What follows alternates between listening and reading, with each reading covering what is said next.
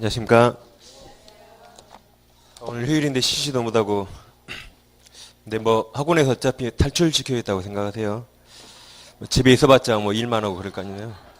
탈출이라 생각하시고, 또 3월 1일 날 탈출하니까 잘 나오셔서 공부하시면 되겠습니다.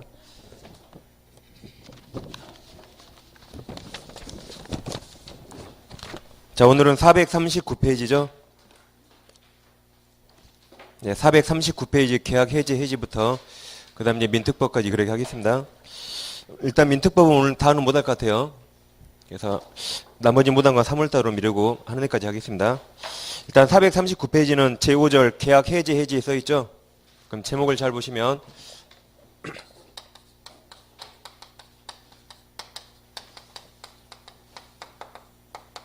일단 계약은 유효한 계약입니다. 무효라면 해제를 못하겠죠. 유효인 계약만 해제할 수 있습니다. 그리고 해제는 소급표가 있어요.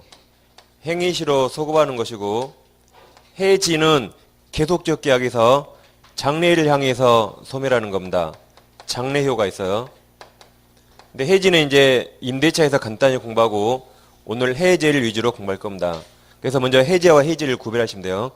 그러니까 해지란 계속적 계약. 예를 들면 고용계약. 고용계약 하다 그만두면 앞으로 그만두는 거죠. 해지를 해야지, 해지. 그 다음에 임대차 계약도 지금까지 사용한 건 없앨 수 없잖아요. 앞으로 없앱니다. 해지. 해지하는 거죠. 그래서 옛날에 그 핸드폰 같은 거, 핸드폰 사용하다 그만둡니다. 그럼 핸드폰 가게 가서 앞으로 그만두는 거죠. 해지한다 해야지.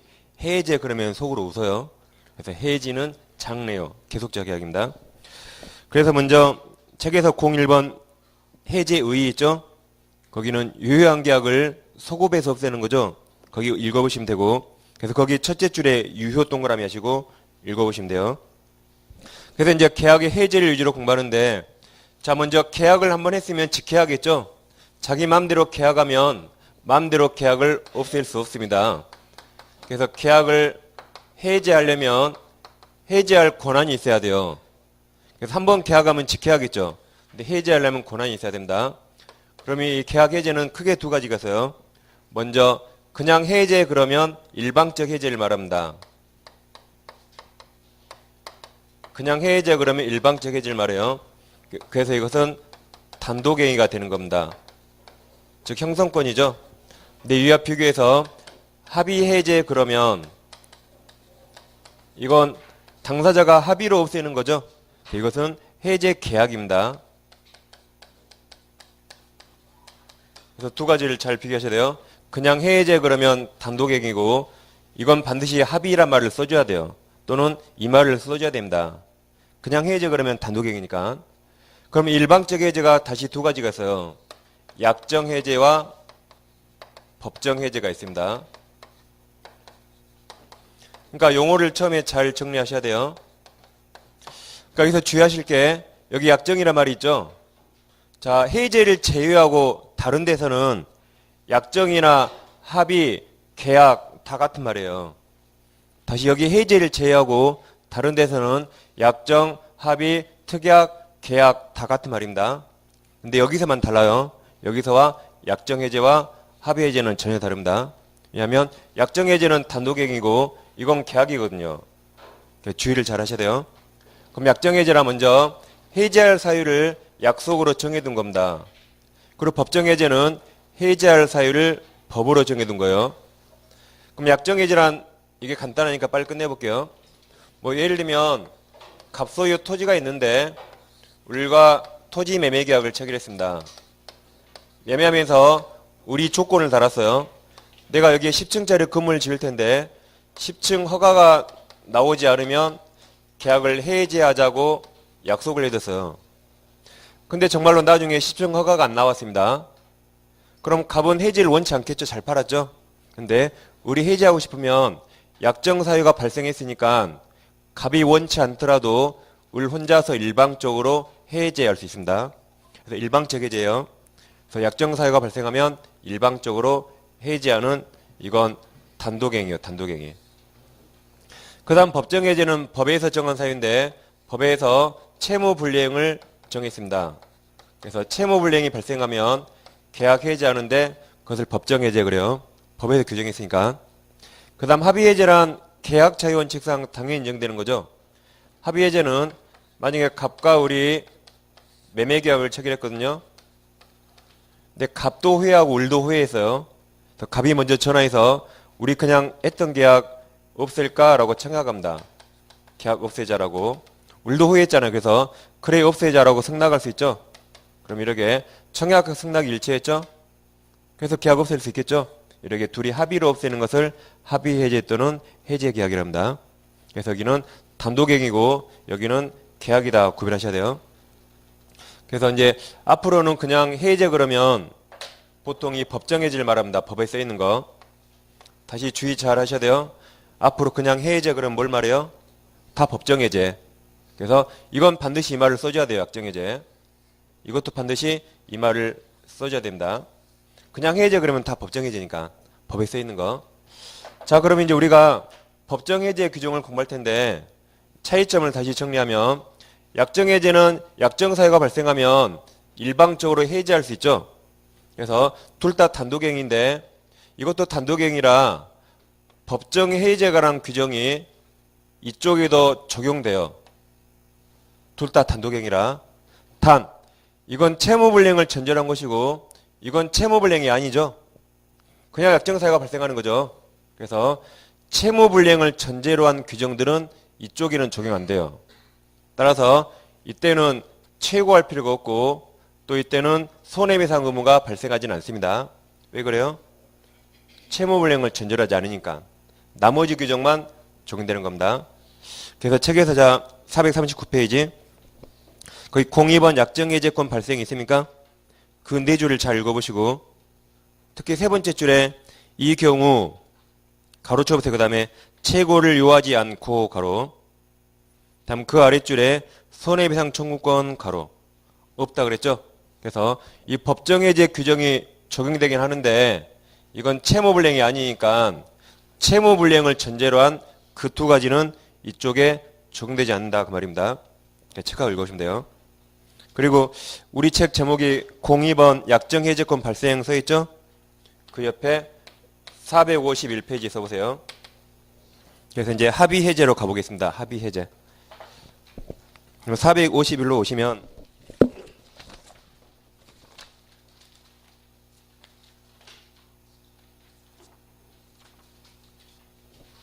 거기 08번 해제와 구별 개념 그래서 1번 합의해제 있습니까?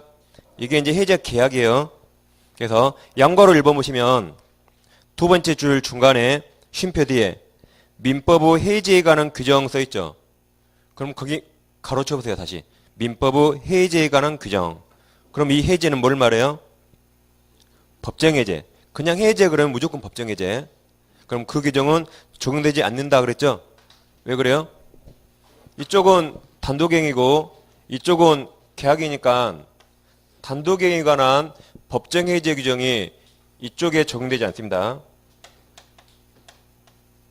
그래서 이쪽 단독행위와 이쪽 합의를 정확히 구별하셔야 돼요. 그럼 합의해제는 다시 계약했던 걸 합의로 둘이 없앨 수 있죠? 없앨 수 있습니다. 따라서 여기는 뭐든지 합의로 정해요. 합의. 뭐든지 합의로. 만약 우리 갑에게 돈을 준 게 있었거든요. 그런데 해지한다면 이 돈 돌려줄 때 이자를 가산한다는 특약하지 않으면 그냥 돈만 돌려준 거지 이자 가산할 필요 없습니다. 그 다음에 합의 해지할 때 내가 손해봤거든요. 그럼 합의 해지할 때 손해배상 해달라고 요구를 해야 돼요. 손해배상 약정하지 않으면 손해배상 청구 못합니다. 여기는 뭐든지 합의를 해요. 합의. 그래서 특약이 없는 한 이자 발생하지 않고 손해배상 발생하지 않습니다. 여기는 뭐든지 합의한 내용대로. 그래서 이제 그 합의 해지는 그 1번 합의 해지에서 양괄호 1번 거기 5줄 읽어보시면 돼요. 그 다음 양괄호 2번은 우리가 나가리 했죠? 나가리. 등기 이전했는데 해지하면 말소 등기 없이 소유권 복귀하죠? 그래서 가로 2번은 두 번째 줄에 이전됐던 소유권은 그 다음 가로 쳐보세요. 그 이전 등기 말소를 유함이 없이 가로. 이게 말소 등기 없이 바로 소유권 복귀한다 그랬죠? 그래서 그 양가로 1번과 양가로 2번 다 체크하고 읽어오시면 되겠습니다. 그러니까 그 신법 기피 혼납 반드시 외우셔야 돼요. 그 해마다 보통 세 문제 나온다 그랬죠? 다시 한번 해볼까요? 이거 아무래도 분위기가 잘 모르는 것 같아요. 그래서 207페이지 아예 페이지를 외우라 했습니다. 207페이지 아예. 207페이지 거기 상단에 표가 있죠? 표가 왼쪽이 등기를 유하는 경우고 오른쪽이 등기를 유하지 않는 경우가 써 있죠? 그럼 A, B가 법조문에 있는 것들 상속, 공영증서, 판결, 경매에 있었죠. 그 다음 C부터 외웠죠? 이제 표시되어 있죠, C부터. 그래서 뭐라고 외웠냐면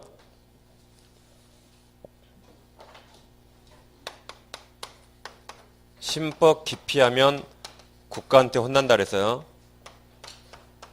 그 다음 한 김에 이항이 다 해볼게요. 자, 우리 책에 알파벳이 L, M, N, O까지 있죠? O 밑에 이렇게 써보세요.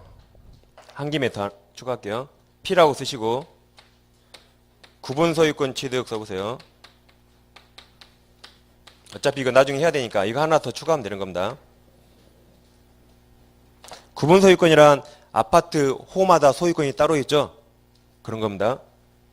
그럼 구분 소유권을 발음을 최대한 빨리 한번 해보세요. 이거 최대한 빨리 읽어보세요. 구분 소유권 최대한 빨리. 구분 소유권 구속돼요. 다시 구분 소유권 구속되죠. 구속. 즉 이렇게 이렇게 구속. 이걸 빨리 읽으면 구속돼요. 구속. 됩니까? 구분 소유권 구속. 그래서 새로운 법 기피하면 국가한테 혼나요. 어떻게 혼나요? 구속돼요. 그래서 신법 기피하면 혼나고 구속된다라고 외우시면 돼요. 다시 신법을 기피하면 혼나겠죠? 어떻게 혼나요? 구속돼요. 신법 기피 혼나고 구속된다라고 외우시면 돼요. 이게 요즘 시험에 잘 나오니까 나중에 이제 할 겁니다. 일단 한 김에 다시 해봤어요. 그 중에 여기 기피 혼나 네 가지. 기피 혼나는 무슨 등기 없이? 말소 등기 없이. 말소 등기 없이입니다. 이제 기억나시죠 다? 그 중에 이 나가 뭐예요? 나가리. 즉 계약이 무효가 됐거나 뭐 취소, 해제, 뭐 합의 해제, 해제 조건 성취 이런 게 있죠. 즉 한마디로 계약이 나가리에 있다 그러면 말소 등기 없이 지금 거기를 하고 있는 겁니다. 그래서 신법 기피 혼나고 구속된다라고 외우시면 돼요. 그럼 다시 책으로 오시면 이제 그래서 합의 해제는 거기 잘 읽어보면 되겠습니다. 그래서 이제부터는 이 두 가지는 이제 했으니까 이제 법정 해제를 위주로 공부합니다. 그래서 앞으로 해제 그러면 무조건 법정 해제요. 그래서 약정 해제나 합의 해제는 반드시 약정 합의 그 말을 써줘야 됩니다. 그래서 440페이지 오시면 440페이지 이제 상단에 03번 법정 해제권 발생이 있습니까? 거기 제목에 법정 해제권 내물을 크게 딱 쳐놓으시고 이제 우리는 법에 써 있는 법정 해제를 위주로 공부한다 이 말이죠. 그럼 법정 해제 사유는 법에는 딱 두 가지입니다. 먼저 밑에 1번이 이행지체, 다음 오른쪽 페이지 하단에 2번이 이행불능 두 가지 규정이 있어요. 그래서 두 가지 규정을 일단 해보겠습니다. 자 이제 채무불량인데 법정 해제 사유는 채무불량이에요. 그 중에 우리 법에서 이행지체와 이행불능 두 가지를 정하고 있는 거죠. 그럼 두 가지를 정하는 실익은 자 이행지체는 앞으로 이행 가능하죠. 그러니까 최고를 하라 이 말입니다. 최고에서 이행할 기회를 한 번 더 주고 이행 안 할 때 그때 해지하는 것이고 이행불능은 앞으로 이행 불가능이라 최고할 필요가 없죠. 그때는 최고를 요하지 않는다. 그래서 이 두 가지를 나눈 겁니다. 그럼 자 법조문 보세요. 440페이지 1번 이행지체 있죠. 자 544조 당사자 일방이 그 채무를 이행하지 아니한 때는 상대방은 상당한 기간을 정해서 그 이행을 최고 동그라미 최고하고 다음 그 기간이 최고 기간 내에 이행하지 아니한 때 계약을 해지할 수 있다. 그러니까 이행 지체는 곧바로 해지하면 안 돼요. 뭘 해야 돼요? 최고부터 해야 됩니다. 네, 그러나 채무자가 미리 이행하지 아니할 의사를 표시할 때 이때는 굳이 최고할 필요 없겠죠? 이때는 최고를 요하지 않는다 그랬어요.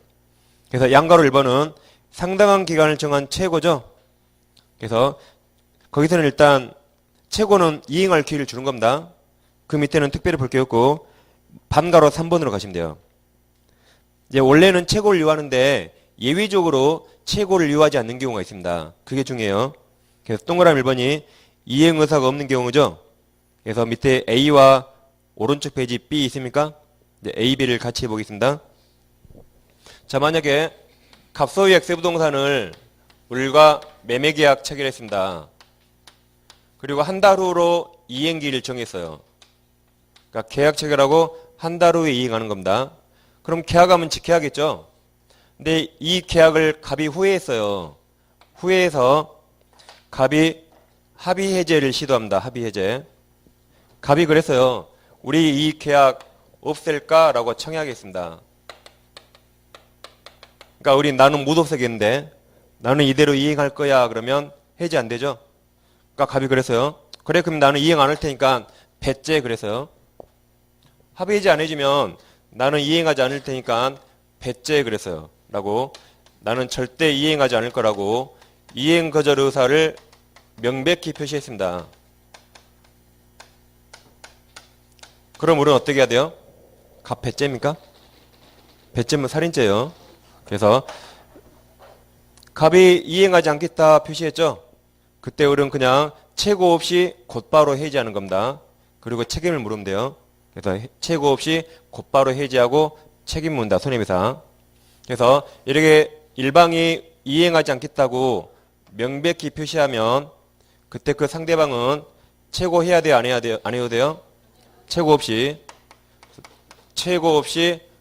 곧바로 해지할 수 있다. 또 이때 이행기까지 기다려서 해지합니까? 그냥 바로 해지하면 되겠죠. 그래서 이행기 기다릴 필요 없이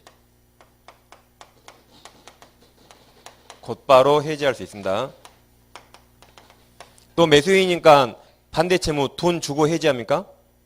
그냥 해지하겠죠. 그래서 내 반대 채무, 즉 자기 채무, 반대 채무 이행 제공 없이 그냥 곧바로 해지하겠죠. 그래서 이걸 한마디로 즉시 그래요. 즉시. 그래서 일방이 이행 거절 의사를 명백히 표시하면 그 상대방은 즉시 해지할 수 있죠. 같은 말이 이 세 개를 시험에 잘 물어봐요. 다 같은 말입니다. 최고 없이 해지할 수 있다. 이행기까지 기다릴 필요 없다. 매수인으로서 반대 채무, 즉 돈 줄 필요 없이 곧바로 해지할 수 있다. 근데 이제 자 갑이 이렇게 표시했으면 빨리 해지해야겠죠. 근데 우리 해지를 하지 않고 있어요. 그러다가 갑이 이 의사표시를 철회했네. 이걸 적법히 철회했대요. 그럼 다시 원상태로 왔죠. 원상태로 왔죠. 그때는 이제 우리는 해지하려면 이제는 최고하고 해지해야 됩니다. 그래서 이때 빨리 해지했어야지. 해지하지 않고 있다가 갑이 적법히 철회하면 그때는 어떻게 해요? 이제 원상태로 왔으니까 다시 을은 최고를 하고 해지해야 돼요. 그래서 이 세 가지를 잘 보시고 좀 이따 이행불능에서도 이행불능도 똑같은 게 나옵니다. 최고 없이. 그래서 자 반가로 A는 그 세 번째 줄에 채권자는 그냥 가로 쳐보세요. 이행기 전이라도 그 말이 이행기 기다릴 필요 없이 그리고 또 다시 가로 최고 없이도 가로 그리고 하나 써놓습니다. 같은 말이 자기 반대 채무 이행 제공 없이 같은 말입니다. 반대 채무 이행 제공 없이 세 가지 똑같아요. 한마디로 같은 말이 즉시 해지할 수 있다.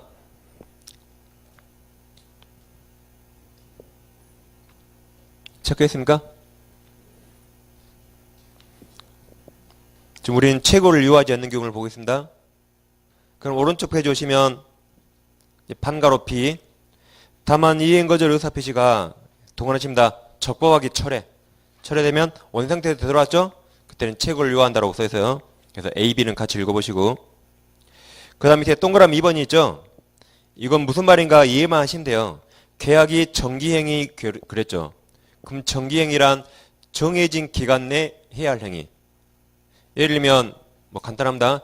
결혼식장에 12시에 결혼하거든요. 그때 화환을 가지러 오겠어요. 화환. 근데 오후 2시에 가져오면 되겠습니까? 안 되겠죠? 그럴 때는 최고 없이 곧바로 해지할 수 있다. 최고할 의미가 없죠. 그게 정기행위예요. 정해진 기간에 할 행위.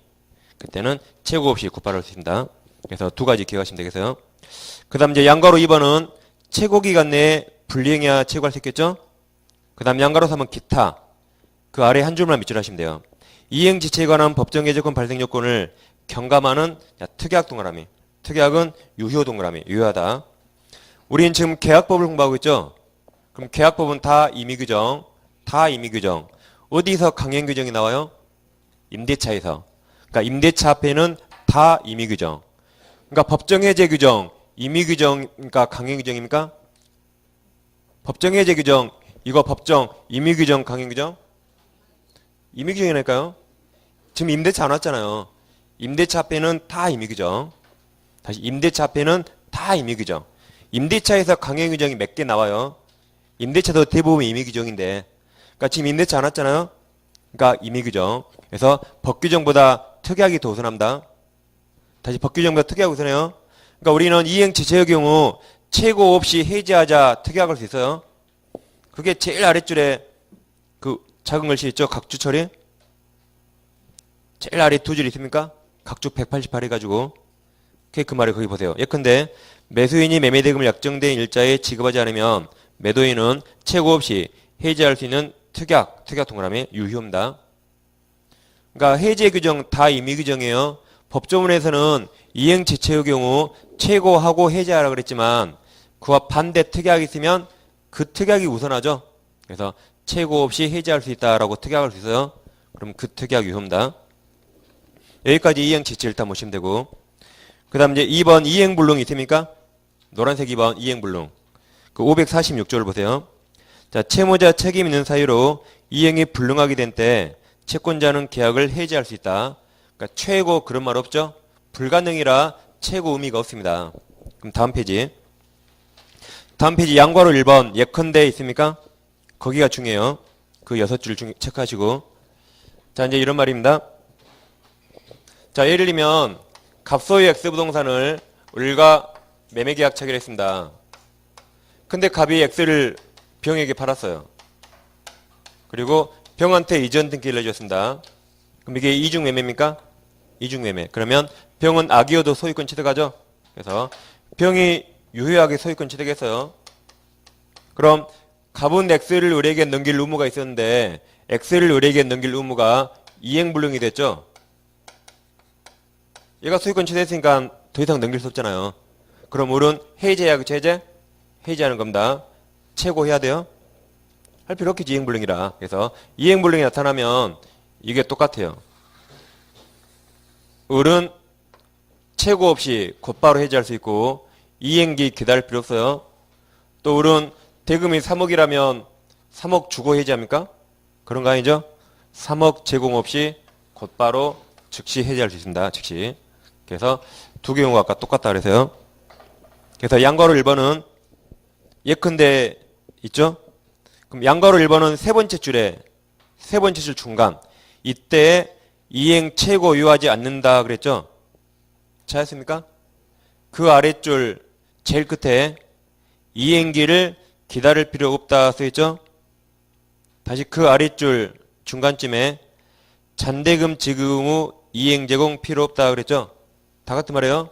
이행불능 그러면 최고 없이 이행기 기다릴 필요 없이 반대 채무 이행 제공 없이 같은 말입니다.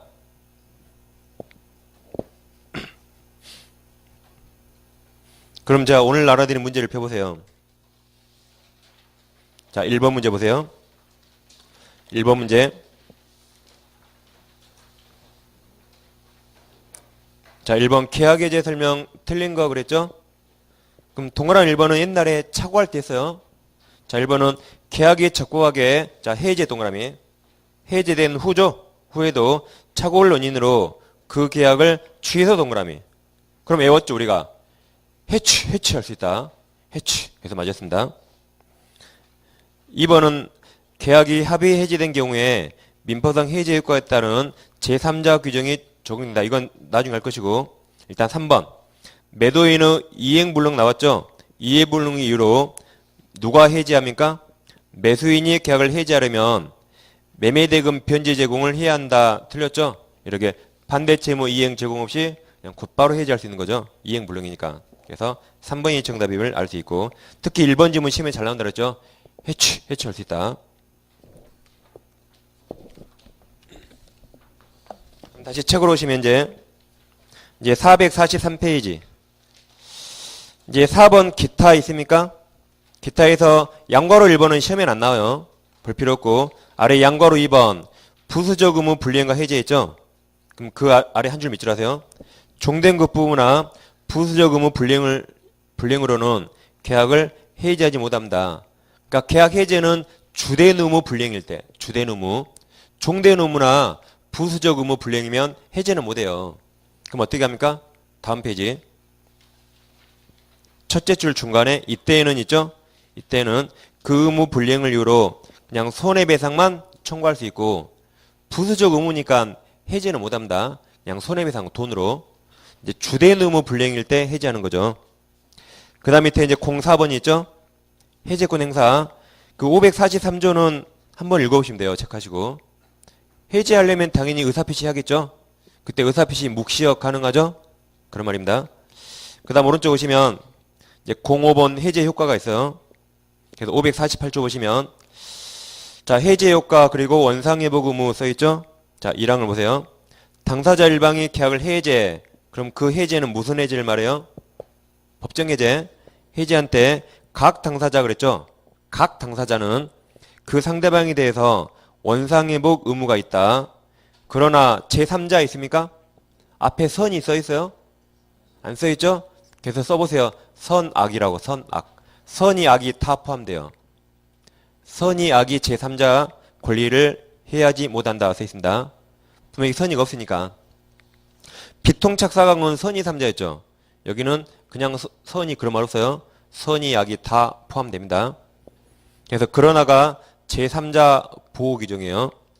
그 다음 2항 전항의 경우에 반환을 금전에는 그 받은 날로부터 이자를 가하라 그랬죠. 이게 이제 원상회복인데, 자 이제 우리는 법정해제를 공부하죠. 그래서 법정해제 원인은 채무불능인데 이행지체와 이행불능을 살펴보셨죠. 그럼 이제 제가 다 지우고 여기서 이렇게 가볼게요. 이제 다 지우고 여기서 이렇게 갑니다. 우리는 법정해제를 위로 공부하니까. 그러니까 약정해제나 합의해제는 법정해제와 차이점만 몇 가지 하시면 돼요. 그리고 우리는 법정해제만 공부합니다. 그럼 법정해제를 하려면 그 원인이 채무불능이죠. 즉 이행지체나 이행불능 이게 발생하면 그 상대방은 법정 해제할 수 있습니다. 계약을 해제하고 그리고 계약 해제하고 손해가 있으면 별도로 손해배상 청구할 수 있어요.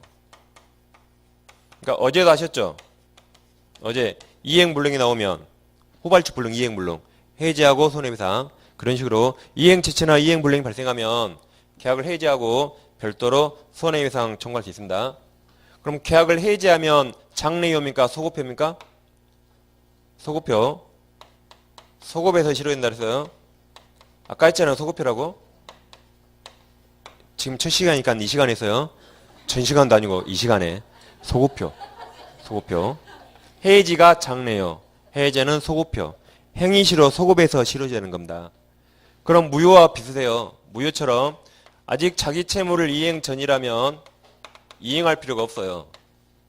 근데 이행했다면 이때는 무효라면 부당이 될 반환인데 여기서는 해제는 원상회복 의무입니다. 원상회복 의무. 이게 무효와 차이점이에요. 그러니까 여기는 무효랑 똑같죠? 이행 전이라면 이행할 필요 없는데 이행했을 때 무효는 부당이득, 해제는 원상회복 의무. 단, 그러나가 있었죠? 이랑 단서 그러나 원상회복하되 제3자 권리를 해할 수는 없습니다. 권리를 해할 수는 없다라고 이제 제3자 보호 규정이 나와요.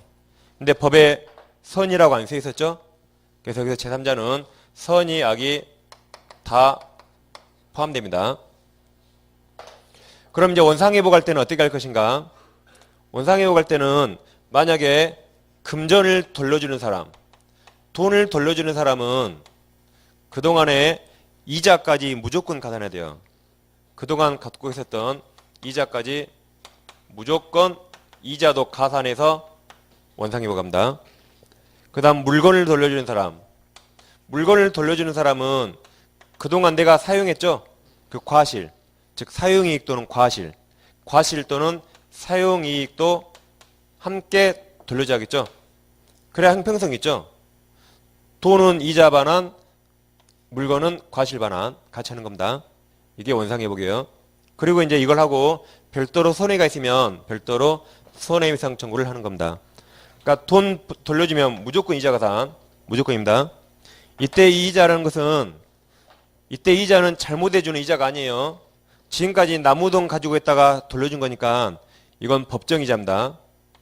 그리고 법정이자는 우리 시험 범위가 아니라 우리 책에 안 나오는데 법에서 연 오픈에 법정이자를 주는 거지 잘못해서 주는 지연이자가 아닙니다. 이게 무슨 말인가 사례를 들어볼게요.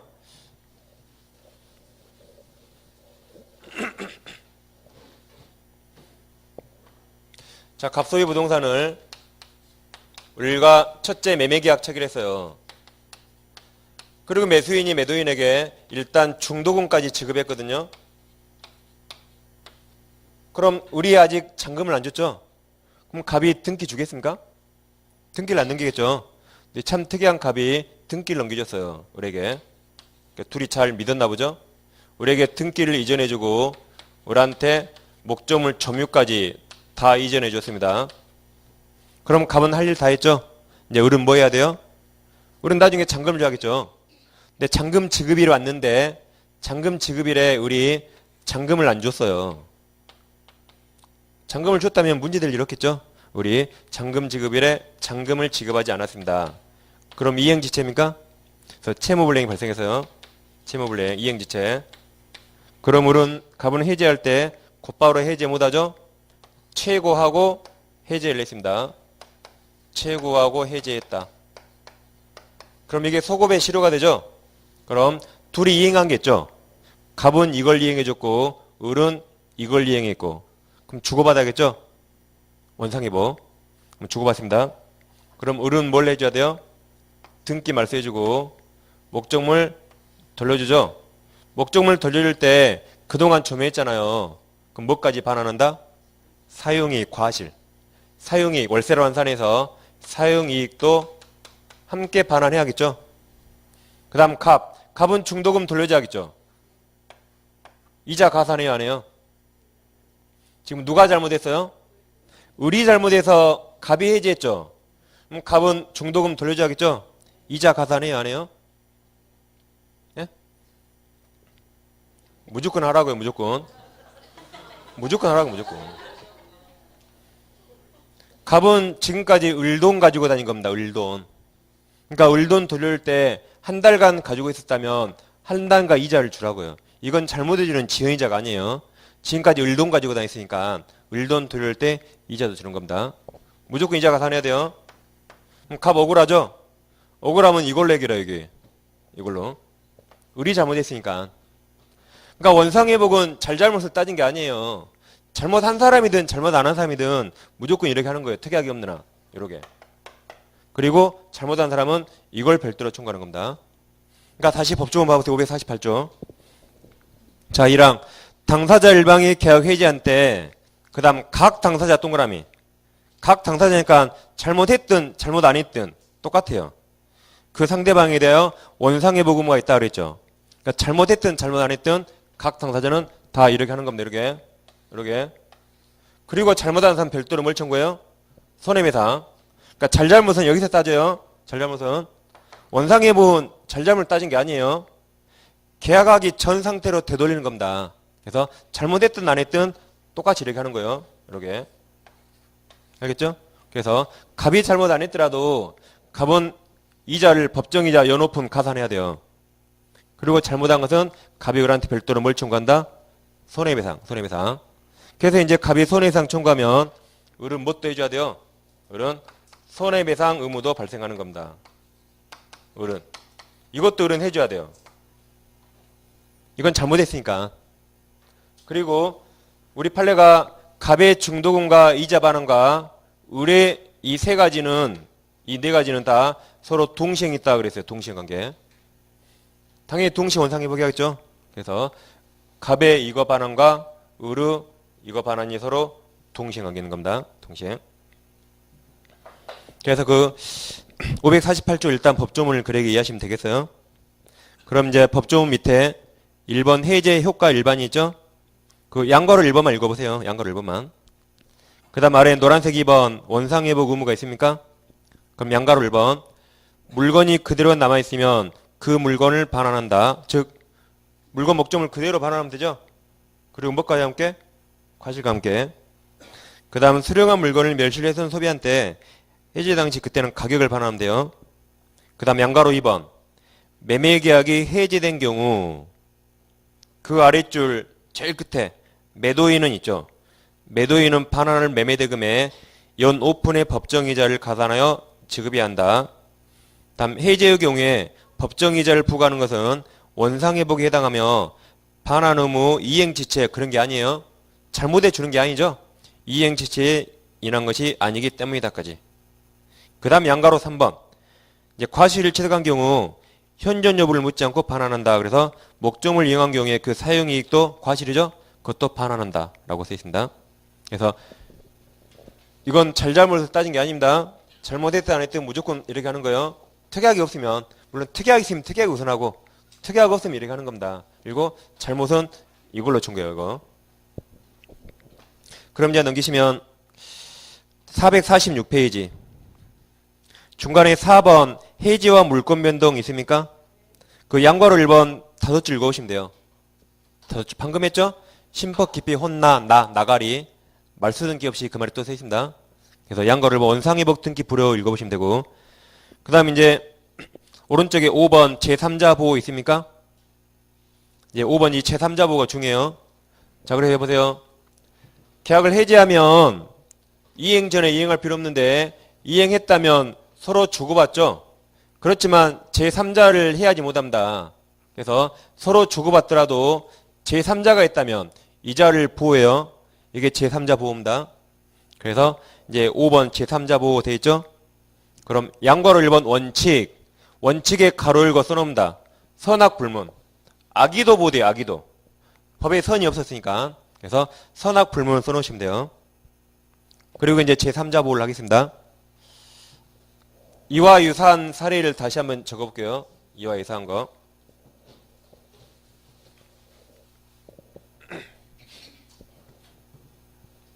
찍으세요. 찍으시려면. 그냥 저 있어도 그냥 막 찍으세요. 상관없으니까.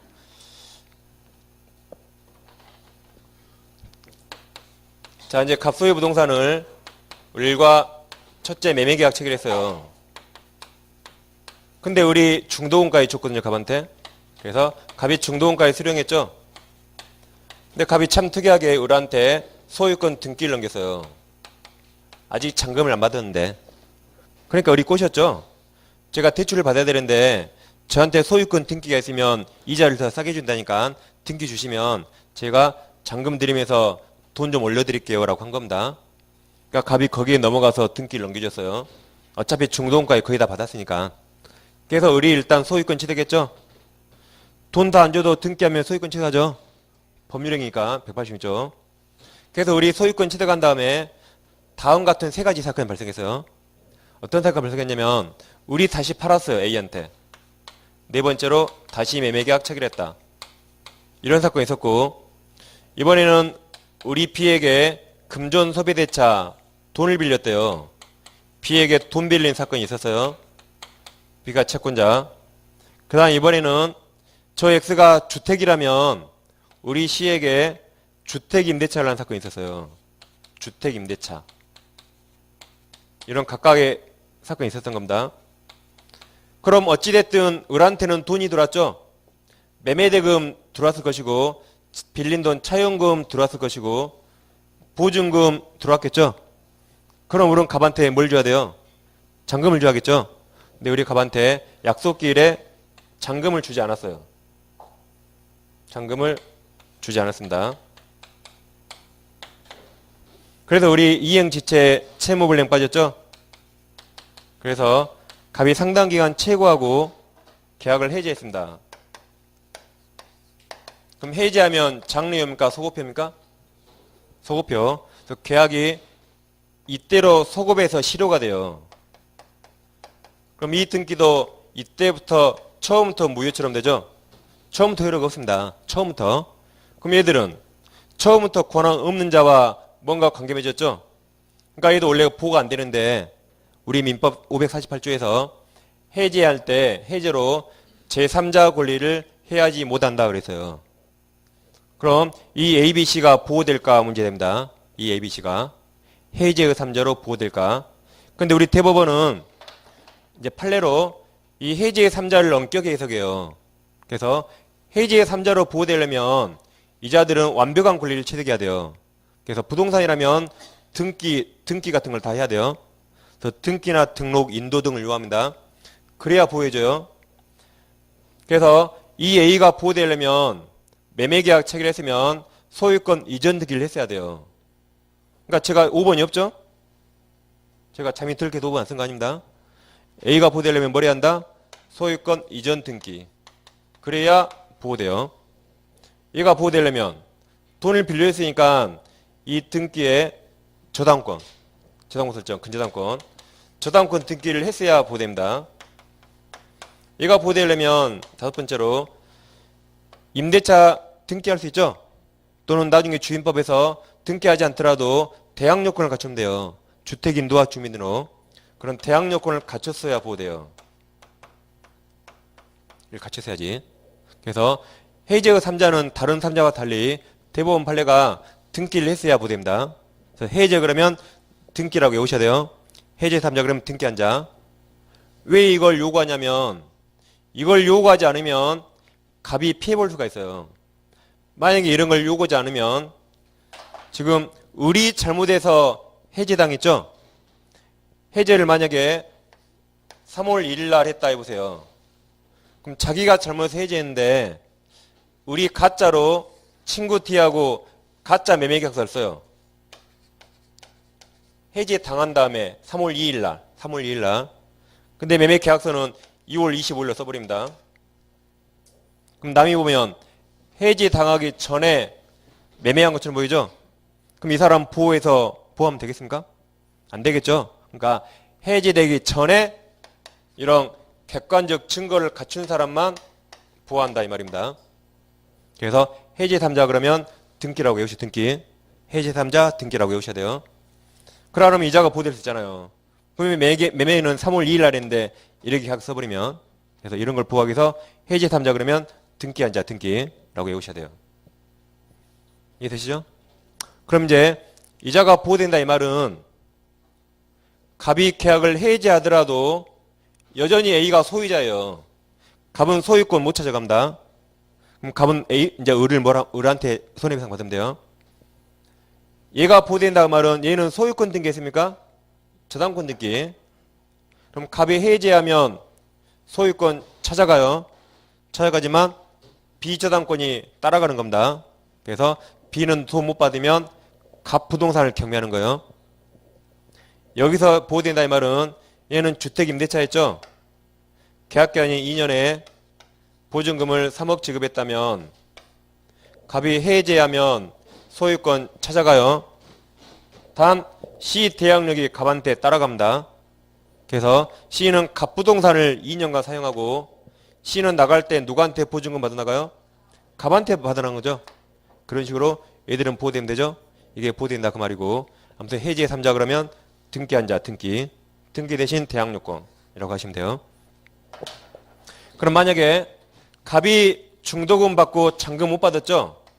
갑한테는 잔금 채권이 있었거든요. 이 채권을 누가 압류나 가압류했다. 누가? A가 있으니까 누가 압류나 가압류하면 그럼 채권 압류 가압류했대요. 그럼 채권은 등기할 수 있습니까? 등기 못하죠. 그러니까 이자는 보호 안 돼요. 해제 3자로. 해제 3자 그럼 무조건 등기한 자. 그렇게 하셔야 돼요. 그래서 자 책을 보시면 5번 제3자 보호 써있죠. 양괄호 1번 원칙은 그 반괄호 1번 5줄만 체크하고 읽어보세요. 그 반괄호 1번은 이쪽 사례가 써있어요. 이거 매매한 사건. 그 다음 아래 동그라미 1번 있습니까? 동그라미 1번. 이렇게 보호되는 제3자는 동그라미 칩니다. 등기인도 등 공시마법을 갖춘 완전한 권리를 취득한 자로 해석된다. 위 병이 목적물 인도받고 나아가 소유권 이전 등기에 필요한 서류를 소지하고 있다 하여도 아직 등기를 하지 않았다면 보호되지 않는다. 그 말이 여기가 이제 최근 병이요, 병. 얘가 매매만 했지 등기 안 했으면 보호 안 된다. 그 말입니다. 아시겠죠? 그래서 해제 3자면 등기한 자. 그 다음 하단에 반가로 2번. 갑이 을에게 매도한 부동산에 대해 을의 채권자로서 가압류한 자 또는 저당권이나 전세권을 설정받은 자. 그럼 등기했죠? 저당권 등기, 전세권 등기. 그럼 보호되죠? 이 자는 제3자로 보호된다. 모두 제3의 권리가 등기 동그라미. 등기 후에서 공시되는 경우들이다. 그 다음 반가로 3번. 매매계약 해지로 인하여 소유권을 상실하게 된 매수인으로부터 그 계약이 해지되기 전에 주택을 임차하여 대항요건 동그라미. 대항요건까지 임차인도 보호되는 3자에 해당한다. 그래서 이 사건입니다. 여기. 그러니까 등기 대신 대항요건 같이 있다면 보호된다. 그 다음 하단에 양가로 2번이 있는데 그건 3월때 할 겁니다. 지금 너무 많이 하면 다 헷갈리니까. 그래서 오른쪽 페이지 양가로 3번. 해제에 포함되지, 3자에 포함되지 않는 자 써있죠? 그럼 등기하지 않은 자. 그럼 채권에 뭔가 관계 맺으면 등기할 수 없죠? 그래서 반가로 1번. 두 번째 줄 중간에 따라서 있습니까? 그 다음 뒷줄. 해지로 인하여 소멸되는 그 계약상 채권이네요? 채권 동그라미. 채권 자체를 양수한 자는 보호 안 돼요. 왜 그래요? 채권에 등기 못하니까. 그 다음에 반가로 2번. 계약이 해지되기 이전에 그 계약상에 다시 채권 동그라미. 채권을 양수하여 이를 피보존 권리로 하여 이제 겁나게 이런 말 막 나오죠. 처분 금지 가처분 결정을 받은 채권자나 그 다음 해지로 인하여 소멸되는 다시 채권 동그라미. 채권 자체를 압류 가압류한 자 보호되지 않는다. 뭐 겁나게 어려운 말 나와도 채권 등기 못하죠? 그럼 채권 나오면 채권에 뭔가 관계 맺으면 보호 안 된다 하시면 돼요. 다음 반가로 3번. 이제 어제 했어요. 제3자를 위한 계약, 제3자 수익자는 민법 처음부터까지 보호되는 3자 아니다라고 어제 했습니다. 기억나시죠? 우리 기억력이 이제 하루도 안 가네요. 그래서 채권에 이해관계 맺으면 보호 안 된다라고 하시면 돼요. 제3자는 등기한 자. 그럼 자, 오늘 알아드린 문제를 봐보세요.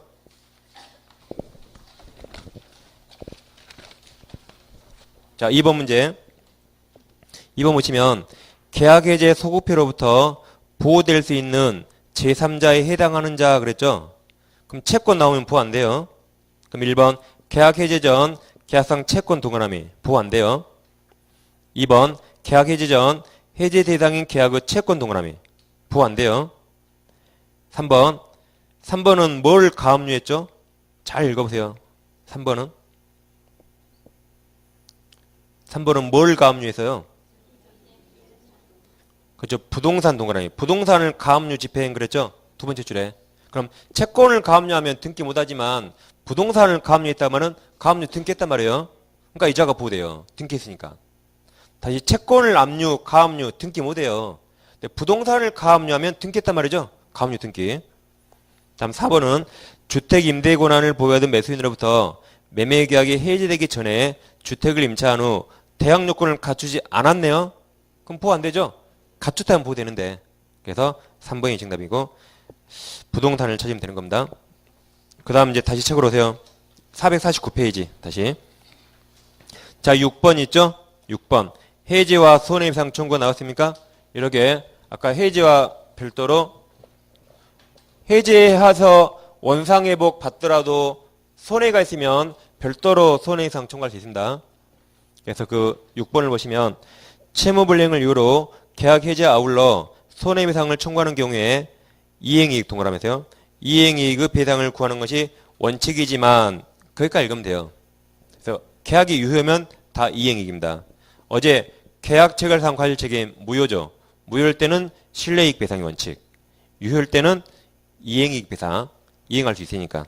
그렇게 하시면 되겠어요. 그 다음 넘기시면 7번. 해지와 동시행 나왔죠? 자, 계약이 해지되어 당사 쌍방이 원상회복 서로 해야 되죠? 그 다음 손해배상 의무 나왔습니까? 등채무를 부담하게 될 때 서로에게 동시한면권 이익나. 그래서 아까 여기 이 빨간색이 원상회복이에요. 그리고 이 손해배상까지 다 동시행 그랬죠? 다 동시행입니다. 그 다음 이제 제일 밑에 07번 계약 해지 있습니까? 그 550조. 당사자 일방이 계약을 해지한 때 계약은 장래 동그라미, 장래요. 그리고 그 밑에 내준을 읽으시면 돼요. 그래서 일단 이렇게 해지에 관한 중요한 점을 다 했기 때문에 기본으로 나머지는 3월달에 몇 개만 보충하면 됩니다. 여기까지 하시고 이제 10분 쉬가지고 매매 계약을 하겠습니다.